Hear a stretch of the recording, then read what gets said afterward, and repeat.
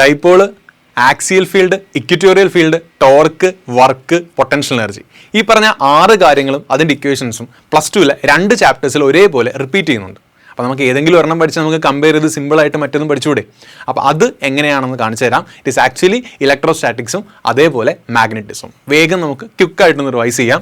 So ഇവിടെ നോക്കുക, ഇലക്ട്രോസ്റ്റാറ്റിക്സിൽ നമ്മൾ പഠിക്കുന്നത് ഇലക്ട്രോസ്റ്റാറ്റിക്സ് എന്ന ചാപ്റ്ററിൽ ശ്രദ്ധിക്കുക. ഇലക്ട്രോസ്റ്റാറ്റിക്സിൽ നമ്മൾ ഡൈപോൾ പഠിക്കും. ഇത് -q ഇത് +q തമ്മിലുള്ള ഡിസ്റ്റൻസിനെ ഞാൻ 2a എന്ന് വിളിച്ചു. അപ്പോൾ നമുക്ക് ഡൈപോൾ മൊമെന്റ് എഴുതാം. ഡൈപോൾ മൊമെന്റ് എന്ന് പറഞ്ഞാൽ എന്താണ്? തമ്മിലുള്ള ദൂരം ഇൻറ്റു ചാർജിൻ്റെ മാഗ്നിറ്റ്യൂഡാണ്. സമ്മതിച്ചു. ഇനി ഇവിടെ നോക്കുക, ഞാൻ ഇതിൻ്റെ ആക്സിയൽ ലൈനിൽ ഒരു പോയിന്റ് എടുത്തു, ഇക്വിറ്റോറിയൽ ലൈനിലും ഒരു പോയിന്റ് എടുത്തു. അങ്ങോട്ടുള്ള ദൂരത്തിനെ r എന്നും വിളിച്ചു.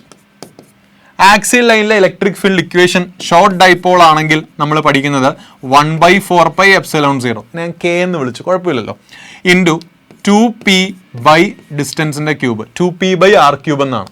ആക്സിൽ ലൈൻ ഡൈപോളിൻ്റെ അതേ ഡയറക്ഷനിൽ തന്നെയായിരിക്കും, അതും മറക്കരുത്. ഇതൊക്കെ ഓരോ മാർക്കിൻ്റെ ചോദ്യങ്ങളാണ്. അപ്പോൾ അതൊക്കെ നമുക്ക് ആവശ്യമാണ്, എല്ലാ മാർക്കും നമുക്ക് ഇമ്പോർട്ടൻ്റ് ആണ്. സോ k × 2p/r³ എന്ന് എഴുതി. ഇനി ഇക്വിറ്റോറിയൽ ആണെങ്കിൽ എനിക്ക് എഴുതാം, ഈ ഇക്വിറ്റോറിയൽ എന്ന് പറഞ്ഞാൽ എളുപ്പമാണ്, 1/4πε0 × p/r³ ആണ്. സിമ്പിൾ അല്ലേ? 2p/r³ p/r³. പക്ഷേ ഇക്വിറ്റോറിയൽ ഡയറക്ഷൻ എങ്ങനെയാണ്? ആക്സിലിൻ്റെ, അതായത് നമ്മുടെ ഡൈപോളിൻ്റെ ഡയറക്ഷൻ എങ്ങോട്ടാണോ അതിൻ്റെ നേരെ ഓപ്പോസിറ്റ് പെർപെൻഡിക്കുലർ, ഇങ്ങനെയായിരിക്കും അതിന് എന്ത് വരിക? ഇക്വിറ്റോറിയലിൻ്റെ ഡയറക്ഷൻ വരിക. അപ്പോൾ ഇത് രണ്ടുമാണ് നമ്മൾ മെയിൻലി പഠിച്ചിട്ടുള്ളത് ഇലക്ട്രോസ്റ്റാറ്റിക്സിൽ. പിന്നെ നമ്മൾ അവിടെ ടോർക്ക് പഠിച്ചിരുന്നു. ടോർക്ക് എന്ന് പറഞ്ഞാൽ P×E ആണ് എന്ന് പഠിച്ചിരുന്നു. P എന്ന് പറഞ്ഞ ഡൈപോൾ മൊമെൻറ്റും E എന്ന് പറഞ്ഞ ഇലക്ട്രിക് ഫീൽഡും. അല്ലെങ്കിൽ നമുക്ക് എഴുതാം PE sin θ എന്ന് എഴുതാം. എന്തെഴുതാം? PE sin θ എന്ന് എഴുതാം. അതും ഓക്കെ ആണല്ലോ. ശരി, ഇത്രയും കഴിഞ്ഞാൽ നമുക്കിനി ടോർക്ക് കഴിഞ്ഞു.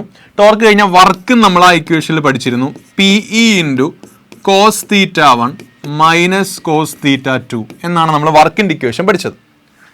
അത് കഴിഞ്ഞ് നമ്മൾ പൊട്ടൻഷ്യൽ എനർജിയുടെ ഇക്വേഷൻ പഠിച്ചു. -P.E ആണ്, അല്ലെങ്കിൽ -PE cos θ എന്നാണ്. ഇത്രയാണ് നമ്മൾ ഇലക്ട്രോസ്റ്റാറ്റിക്സിൽ ആ ഒരു സെക്ഷനിൽ നമ്മൾ ഇമ്പോർട്ടൻ്റ് ആയിട്ട് പഠിക്കുന്നതും ഒരുപാട് എക്സാമിന് ചോദിച്ചിട്ടുള്ളതുമായിട്ടുള്ള കുറച്ച് ഇക്വേഷൻസ്. ഇതിൻ്റെ കണക്കുകളായിരിക്കും എന്ത് ചെയ്യുക? സാധാരണ ചോദിക്കുക. പക്ഷേ ഇലക്ട്രോസ്റ്റാറ്റിക്സിൻ്റെ ഒന്നെങ്കിൽ അങ്ങനെ ചോദിക്കും, ഇപ്പം അല്ലെങ്കിൽ കഴിഞ്ഞ വർഷം ചോദിച്ച പോലെ ഇതിൻ്റെ മാഗ്നറ്റിക് ഇക്വലൻറ്റിൻ്റെ കാര്യവും ചോദിക്കും. ഇവിടെ ഡൈപോൾ പറയുന്ന പോലെ നമുക്ക് മാഗ്നറ്റിസത്തിലും ഡൈപോൾ ഉണ്ട്, പക്ഷെ അവിടെ നോർത്ത് സൗത്ത് പോളുകളാണെന്ന് മാത്രം. അതുകൊണ്ട് നമുക്ക് അதைയും ഡൈപോളിനെ വിളിക്കാം. മാഗ്നറ്റിസം ആയതുകൊണ്ട് ഞാൻ ആ ചാർജിനെ, ഇവിടെ നെഗറ്റീവ് ചാർജ് ആണെങ്കിൽ ഇപ്പുറത്ത് ഞാൻ നെഗറ്റീവ് മാഗ്നറ്റിക് ചാർജ് എന്ന് എഴുതി, -qm. ഇതിനെയാണ് നമ്മൾ പോൾ സ്ട്രെങ്ത് എന്ന് പറയുന്നത്. ഇതിനെ എനിക്ക് +qm എന്ന് വിളിക്കാം. ഡിസ്റ്റൻസിനെ 2a എന്ന് വിളിക്കാം. ഇവിടെ P ആണ് ഡൈപോൾ മൊമെന്റ് എങ്കിൽ ഇവിടെ നമുക്ക് മാഗ്നറ്റിക് മൊമെന്റ് ആണ്, അതിനെ m എന്ന് വിളിക്കാം. സെയിം ഇക്വേഷൻ ആണ്, മാറ്റമൊന്നുമില്ല. തമ്മിലുള്ള ദൂരം ഇൻറ്റു അവർ തമ്മിലുള്ള ചാർജിന്റെ മാഗ്നിറ്റ്യൂഡും. ഇവിടെ ചാർജ് പോൾ സ്ട്രെങ്ത് ആണ്, അതുകൊണ്ട് qm എന്ന് വിളിച്ചു. സെയിം, മാറ്റമില്ല, കമ്പാരിസൺ ഈസി. ഇനി ഇവർക്കും ആക്സിയൽ ഫീൽഡും ഇക്വിറ്റോറിയൽ ഫീൽഡും ഉണ്ട്. അവിടെ ഇലക്ട്രിക് ഫീൽഡ് ആണെങ്കിൽ ഇത് മാഗ്നറ്റിസം ആയതുകൊണ്ട് മാഗ്നറ്റിക് ഫീൽഡാണ്. അപ്പോൾ എനിക്ക് B ആക്സിയൽ എഴുതാം. B ആക്സിയൽ നമ്മൾ ഇലക്ട്രിസിറ്റിയിൽ 1/4πε0 പറയുന്ന പോലെ മാഗ്നറ്റിസത്തിൽ എപ്പോഴും ഉപയോഗിക്കുന്ന കോൺസ്റ്റന്റ് ഏതാണ്? μ0/4π ആണ്. അപ്പോൾ എനിക്ക് ഇവിടെ μ0/4π എന്ന് കൊടുക്കാം. അത് അങ്ങനെ തന്നെ കൊടുത്തു, അതിനെ k എന്ന് നമ്മൾ വിളിക്കാറില്ല. ഇനി ഇവിടെ 2p/r³ ആണ്, കാരണം P എന്ന് പറഞ്ഞാൽ അവിടുത്തെ മൊമെന്റ് ആണ്.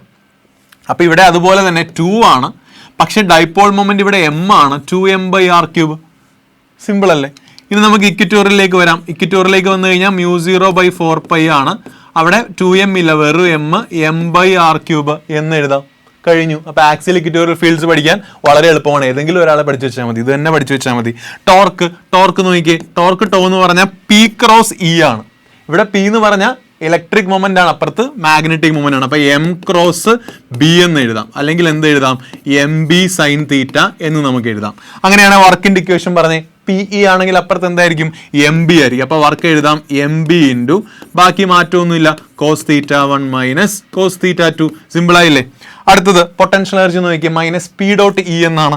അപ്പം ഇപ്പുറത്ത് നമുക്ക് മാറ്റി കൊടുക്കാം. പൊട്ടൻഷ്യൽ എനർജി എന്ന് പറയുന്നത് P.E ആണ്. അപ്പുറത്ത് ഇപ്പുറത്ത് വരും -m.B എന്ന് വരും, അല്ലെങ്കിൽ -MV cos θ എന്ന് വരും. കണ്ടോ? അപ്പോൾ വളരെ സിമ്പിളായിട്ട് നമുക്ക് ഇലക്ട്രിസിറ്റിയിലെയും മാഗ്നറ്റിസത്തിലെയും കൺസെപ്റ്റ്സ് കമ്പയർ ചെയ്ത് പഠിക്കാം. ഇത് ഒന്നെങ്കിൽ നമുക്ക് ചോദ്യങ്ങളായിട്ട്, ദാറ്റ് ഈസ് ക്വസ്റ്റ്യൻ പ്രോപ്പർ മോഡിൽ വരും, അല്ലെങ്കിൽ നമുക്ക് എന്ത് വരും? ഈ പറഞ്ഞ നമ്മുടെ ക്വസ്റ്റ്യൻ, ദാറ്റ് ഈസ് നമ്മുടെ 1 മാർക്കിൻ്റെ ചോദ്യം, ആ രീതിയിലും വരാം ഏതെങ്കിലും കൺസെപ്റ്റ്സ്. അപ്പോൾ നിങ്ങൾക്ക് ഇങ്ങനെയുള്ള കൂടുതൽ കൺസെപ്റ്റ്സ് വേണമെങ്കിൽ ഏതാണ് വേണ്ടതെന്നൊന്ന് കമൻറ്റ് ചെയ്യുക. All the best.